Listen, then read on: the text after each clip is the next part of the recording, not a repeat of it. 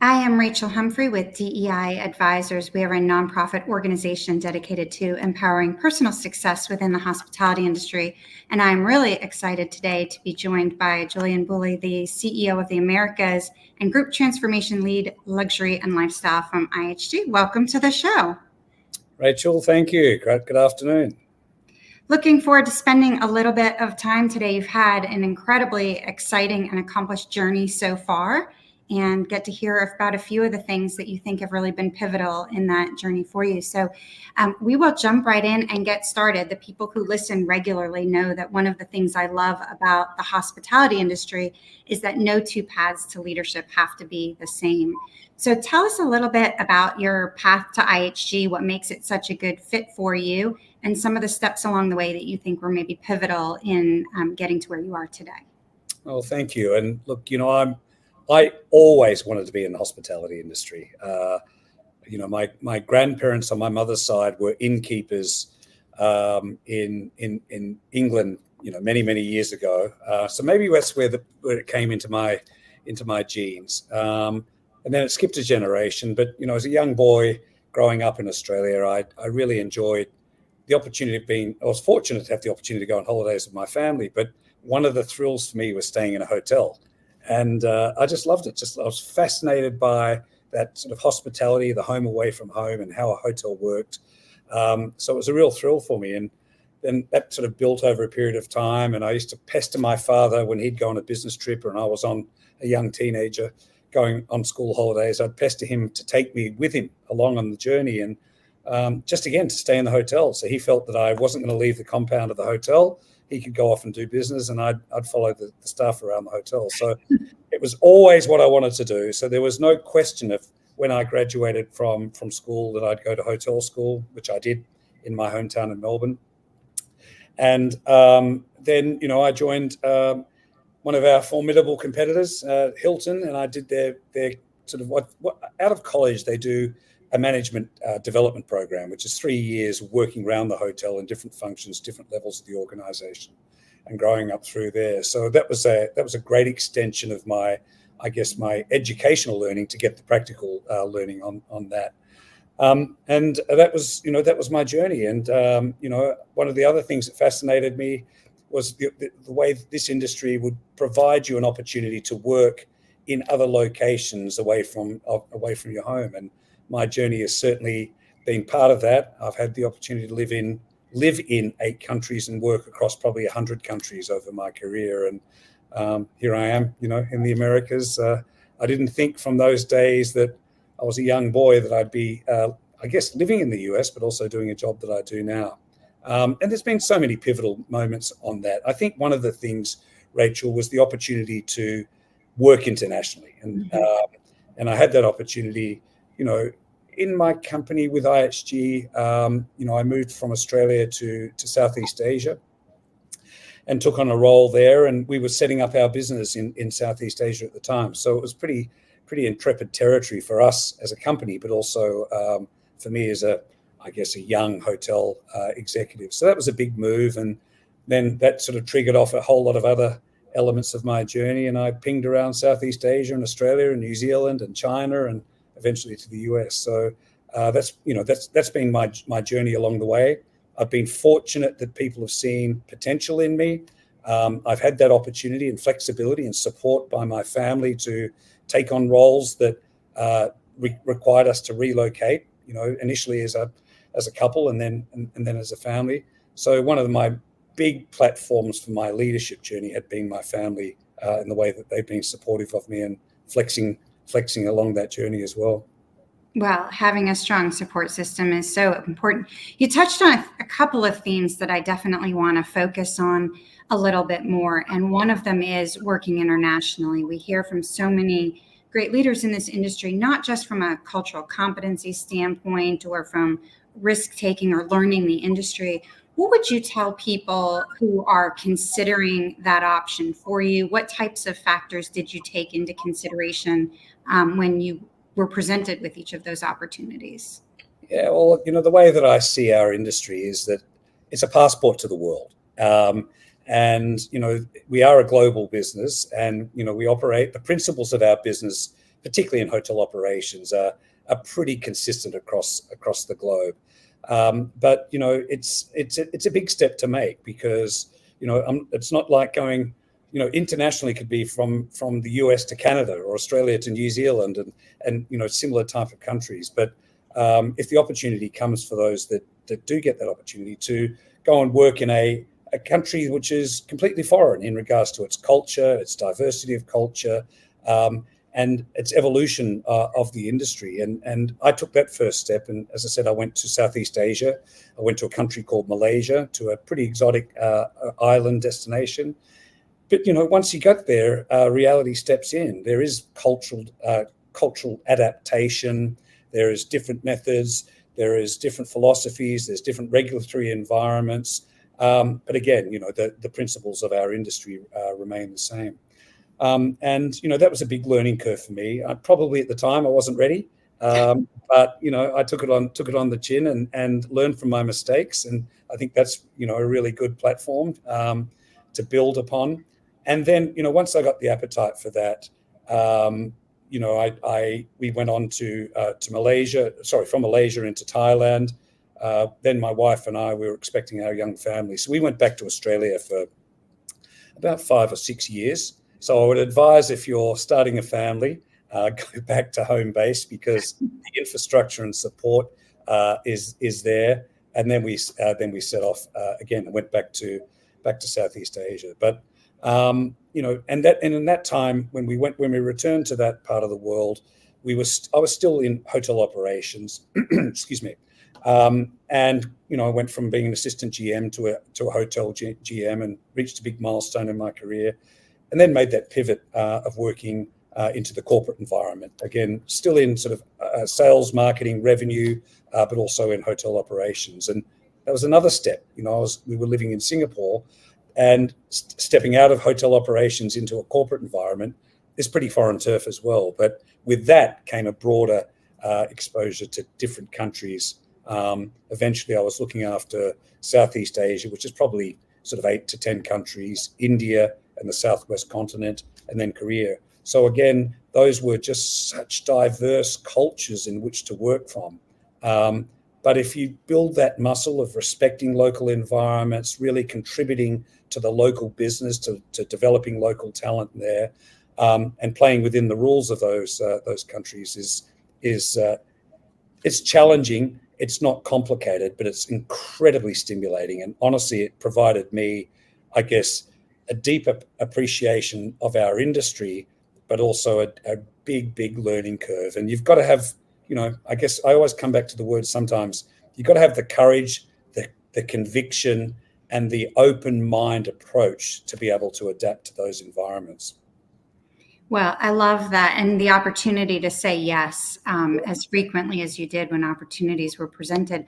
You mentioned, though, in that, learning from your mistakes, and we all make plenty of them, and they are, for most of us, great learning opportunities. What is the strategy maybe that you use when something doesn't go how you thought that it might, or you encounter an obstacle you weren't expecting? And what is your takeaway at the end of the day from those?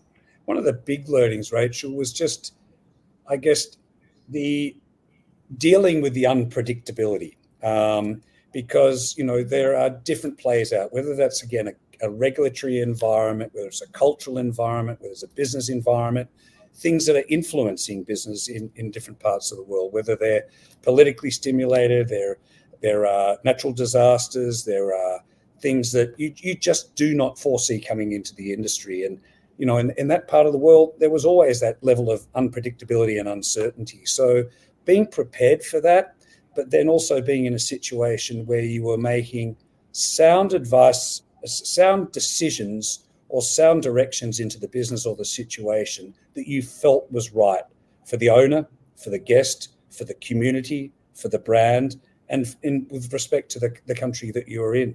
So being decisive, but doing it in a very measured manner was really important. And you do learn, particularly the time that I was in China, you learn that countries move at different speeds, right? Some are much more bureaucratic and traditional and slower. other countries like China, where the pace of change and the maturation of our industry was so rapid, you had to move with the speed of the country to succeed. But keeping the balance of strategy, execution, speed, and what's best for the stakeholders were always at the front of my mind. And again, just learning from them. Learn fast. Make sure that you're not being careless in a decision that could disrupt, the environment in which you're in, but also, growing the business within the opportunities that surround you as well. So, yeah, decisiveness, speed, measured, and being really understanding what the core value of your brand, your company are trying to achieve in those environments that move at different paces. Well, I can really relate to the focus on preparation and gathering the information, but the decisiveness is such an important factor. Taking what you know and doing what you think is the right decision at that moment. Some will work out and some may not work out like you wanted them to, but then learning from that to take it into consideration when you're preparing the next time. You mentioned when you were talking about your original journey that you had a lot of people who believed in you and who supported you along the way. Talk a little bit about the emphasis and importance of mentors or champions in your career. And then to those searching for that type of relationship today, maybe some suggestions on really developing those. Yeah, and thank you again. And I'm in the advanced stage of my career, so I've had those sort of opportunities all the way through that someone's believed in my potential, or someone's had the time to invest in providing me that candid feedback that's outside of the day-to-day transactional piece of the business. But look, there was someone that I met, and is very familiar to IHG and familiar to our industry, a guy by the name of Keith Barr, who extremely well, and the industry knows well. I met Keith, probably 20 plus years ago, and Keith's wife, Diana is from New Zealand originally, and he was working in the US. I was working in Australia. We were growing our careers, and we got this affiliation with each other. And the only thing we had in common really is we worked for IHG at the time. Little did we know that would create a really great, I guess, friendship and partnership between Keith and I. And he moved to Australia. I moved at that point in time to Southeast Asia. We kept in touch. We were on the Asia Pacific team. He was certainly the rising star at IHG, and he'd proven that in his career. And then over the years, we got to know each other and just had that type of that mentorship, coaching type of relationship. He was one level up from me. What ended up happening is when Keith went to China as our CEO for Greater China, he used to prod me every now and again. Jolyon, are you thinking about China? Would you like to ever experience China as a big future in the industry? And he was providing me some of the learnings that he had. Little did I know that Keith would then ask me to go to Greater China as his chief operating officer, and we worked together for a number of years in Greater China. So that sort of mentor, coaching, friendship relationship built into a big career step for me, and I never regretted making that decision. I guess a couple of years on, Keith then went to the UK and took on a role as our chief global marketing and commercial officer. I was in China. The opportunity came up for me to come over here as the chief operating officer in the Americas, and he played a big role, I guess, not so much in recommending me, but providing me counsel and reassurance that a big step like that is worth making. And he saw the potential for me to be able to adapt. And I was very grateful for that. Excuse me. A few years later, Keith became the global CEO for IHG. We went through a transformation back in 2016 and 17. And he, again, that relationship went on, that he asked me to would I be willing to take on, join his executive committee and take on the CEO for Greater China for IHG, which is our fastest growing region. We had a lot of things happening there, but he needed someone that knew the business, that he could trust in the business, and had the potential, I guess, to lead us through that period in time. So he appointed me the CEO for Greater China. So that's just a many-year example of being sort of coached and mentored, by Keith. And, we built a really great rapport as peers, as a boss, a relationship, developing our careers, growing our careers, and building our careers together. And that type of communication was always two-way. He would always take really valuable feedback from me just on things that I was seeing in the business and how that could help him be successful in his role. So I think probably the key message is there. It's got to be two ways. It's got to be a really informal, but with some form of structure relationship. The power of listening is just so important. We're trained to be sort of 16-second listeners, and I have that as one of my derailers from every now and again. But to be able to listen and have thoughtful conversations that are not transactional around the business, but also then applying principles that build your insight, build your confidence, answer your questions that you don't normally get in the day-to-day transactional side of the business. And, I've tried Rachel many, many times, and I've got good examples of it where I've played that role for many others in the organization. But it's reflective behavior of some of those experiences that you have. And I use Keith because he's had a successful career in himself. He's an IHG through and through. And, he was one of those guys that played a big part of my development and gave me the courage and conviction to take on these trans-Pacific opportunities. Well, what an incredible lesson, too, that what started as a friendship among peers, you never know where you or others in this industry will go or end up. Yeah. And so you built a genuine relationship with Keith that then ultimately ended up playing a lot of different roles for you and vice versa. The mutuality is such an important part. Yeah. I want to switch gears for 1 second. One of the things I've been really interested about in a lot of the interviews that we've done is how many leaders have identified their curiosity as they think one of the big drivers of their success or of their leadership. I'm wondering if that is something that feels relatable to you. And if so, what's something that you are curious about today? Wow, we are in such a dynamic environment. I think coming out of the pandemic and then seeing how we've all had that post-pandemic surge in our industry and our business and the demand, but it's changed the mindset of a lot of people's thoughts about professional, personal life, work-life balance, etc. And that's that again, that level of change that's upon us all the time is something that just keeps me curious. Of course, there are in the moment, in the month, in the year, things that we have to deal with. And this year being an extraordinary year, not only domestically, but internationally, with all these unforeseen things happening around the world. And I think just having that level of, what does this mean? How can I influence these elements, whether they're short-term or longer term, that will help us build our business that's best for our guests, best for our owners, best for our stakeholders, best for our shareholders over a period of time. But that level of curiousness you can ponder on, you can analyze, you can get too deep into it. But I think what we got to take into consideration is, and again, that level of, I guess, of agility, decisiveness, fact-based decisions enables you to have, I think, look over the fence and not ponder too much on those curious moments. And also, one thing that I'm certainly very acutely aware of is in this unpredictable environment, short term is important, but play the long game, because the fundamentals of our industry, both here in the US and globally, are really positive, just through the demographic profile of our people, the rising middle class. Our industry is strong and it's got a great future. So never underestimate the potential of what we've got. Be curious, but don't ponder on it.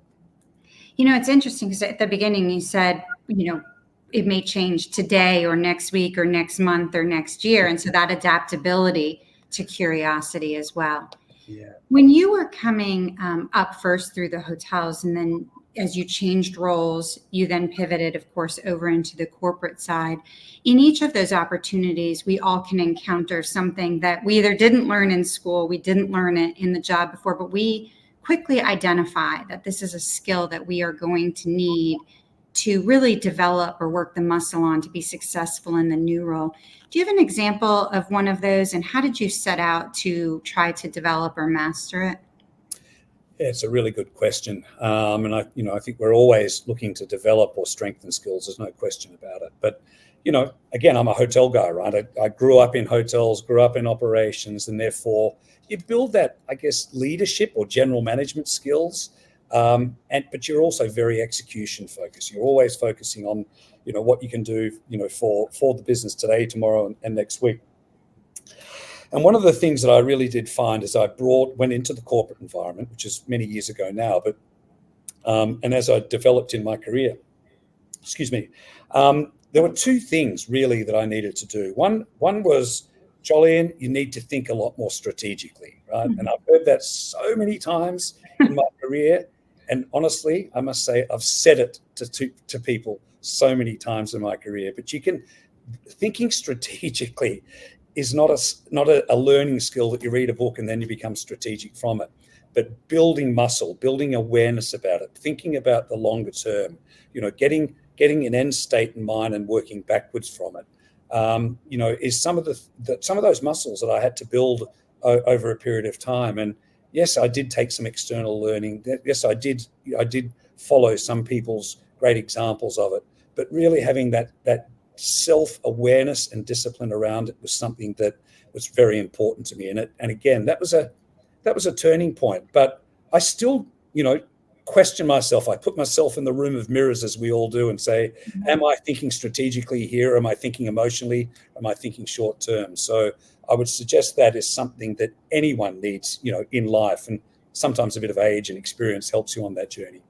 And the second thing, Rachel, is a really strong appreciation of data and making sure that you're getting the right level of data, the one version of truth, the insights for you to be able to make the right decisions about the business. And once again, I guess that was part of my muscle that I had to build with that strategic thinking muscle, is use data, use facts.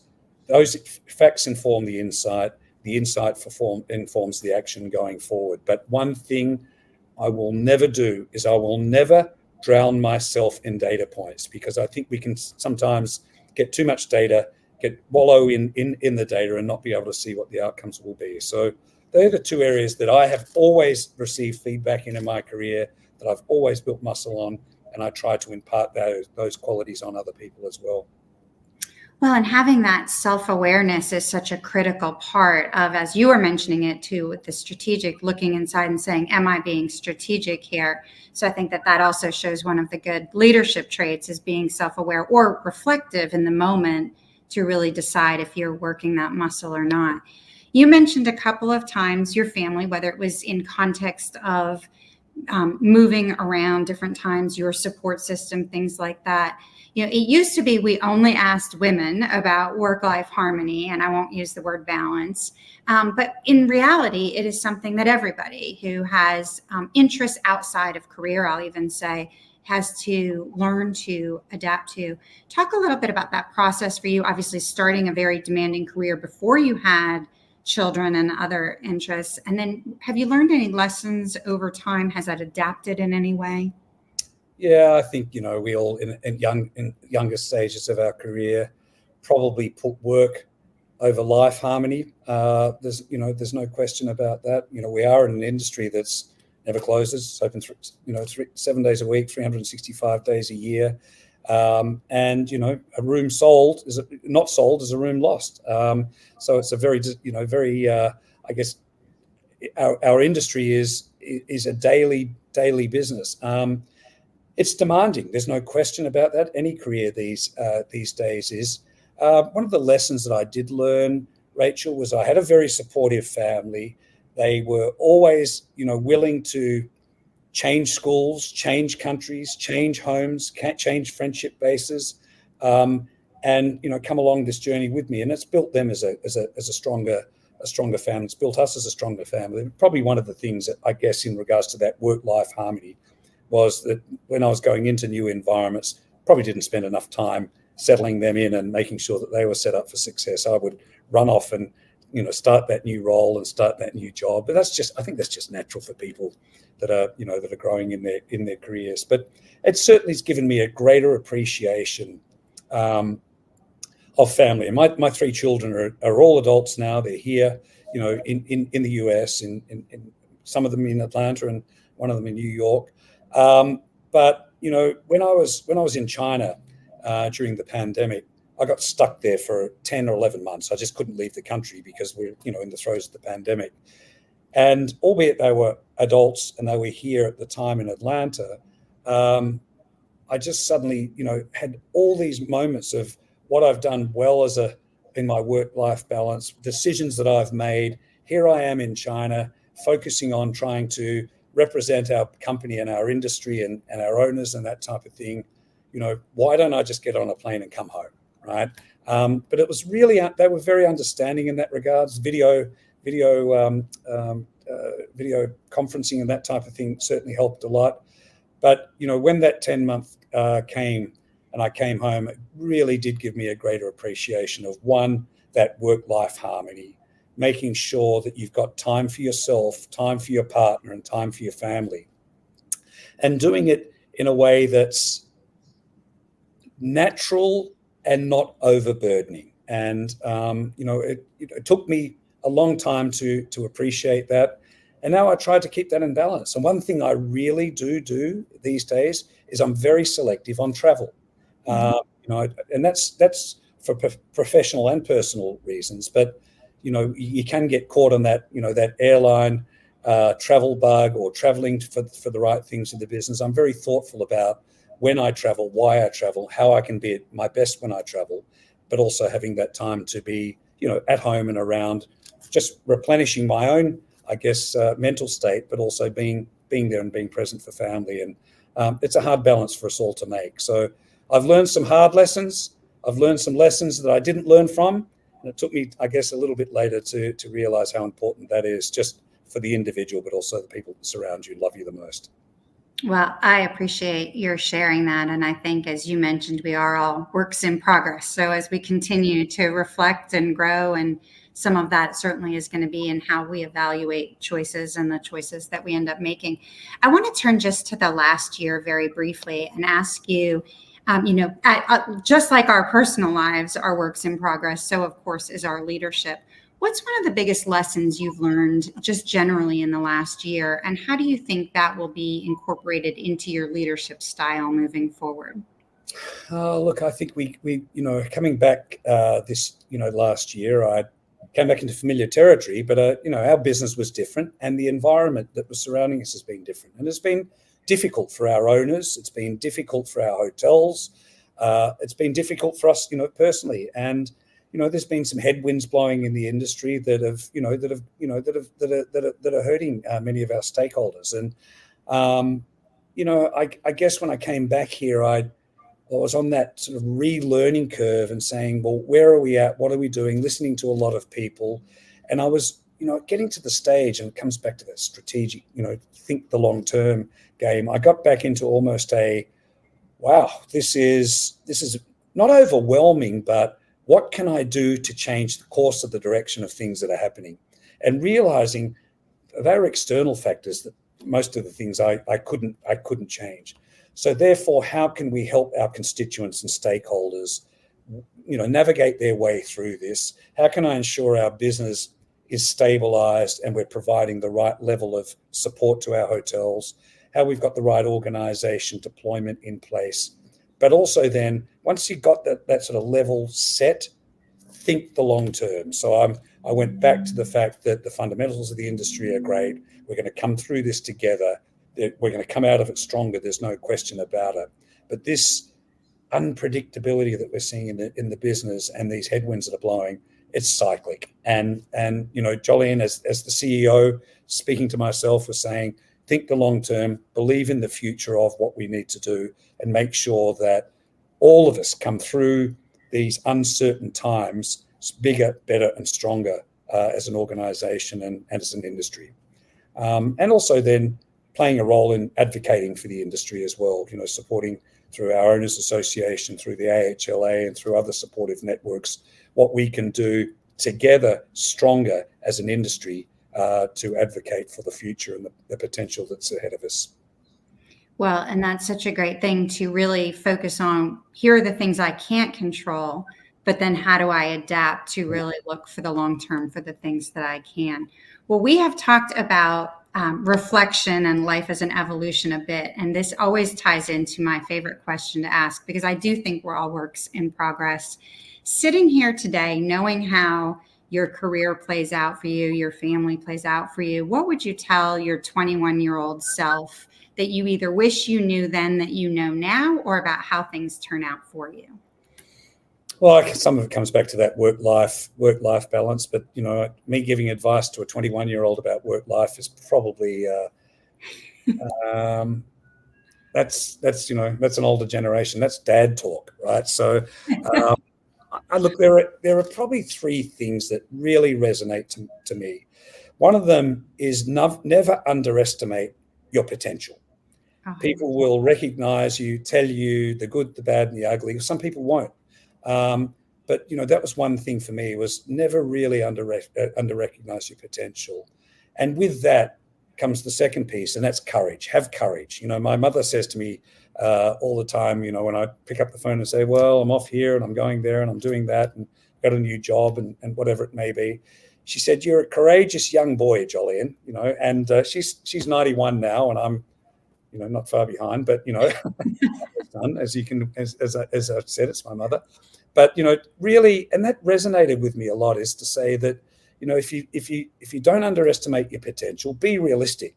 But when the potential opportunity comes around, have the courage in yourself, have the confidence that somebody's recognizing you for an opportunity here. You doubt yourself, or you're not sure if you're going to have the capacity to do that. But if you've got that level of underlying courage, that'll help you on the way and really push you along. And the third thing I would say, Rachel, and it's a really important part of my role now, well, one is to model the way, but I probably should have recognized the potential of others.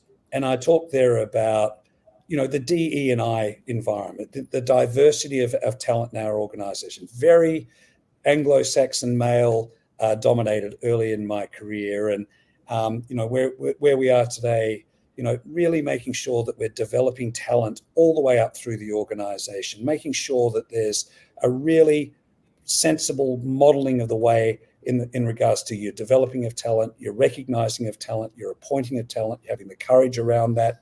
And I've had a lot of examples in the last 5 to 10 years where I can be proud where we've gone in, say, for example, in China, where it's a very male-dominated environment, just that's culture the way, bringing a balance of female talent through the organization.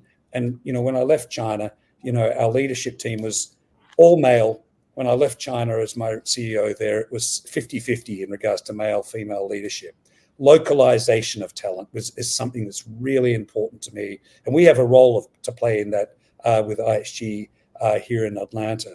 And there's parts of those things where, as I said, you need to model the way, you need to recognize the capacity and the opportunity within talent. But also, I'm absolutely committed to leaving a legacy in this business of being someone that has modeled that way and made a big difference to people's lives and careers. Well, don't underestimate yourself, have courage, and develop and support others. Certainly great advice, and nice to see that it's something that you are incorporating in today.